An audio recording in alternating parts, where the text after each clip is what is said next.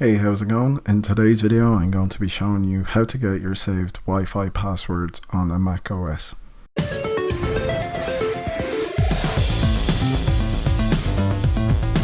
So the first thing you want to do is obviously know the Wi-Fi name or your SSID. So we're going to be using this one as an example. And then the next thing we want to do is press the command key and the space bar, and we should open our Spotlight. And then here we can type in terminal and open terminal.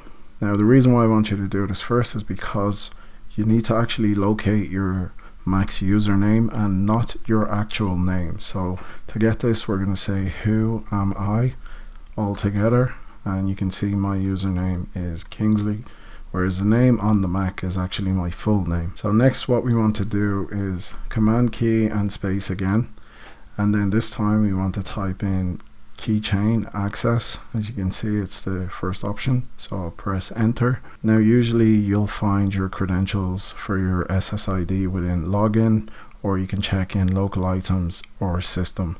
So if you don't find it in one, just simply check the other. So as you can see, we do have our Wi-Fi credentials, so we can either double click or we can right click and click get info. And then as you can see here, we have an option to check show password. Now this will prompt for you to authorize your profile, so I'll just go ahead and put in my password and then OK, and it will ask you again just to confirm. So this part is why it's important to have your username. So as you remember, mine is Kingsley, and then you just put in your password one more time. And as you can see here, we now have the Wi-Fi password. So it's fairly straightforward. If you do have any questions, please make sure to leave it down in the comment section below. And also don't forget to leave a like and subscribe to my channel for more videos like this. Thanks for watching, and I'll see you in the next one.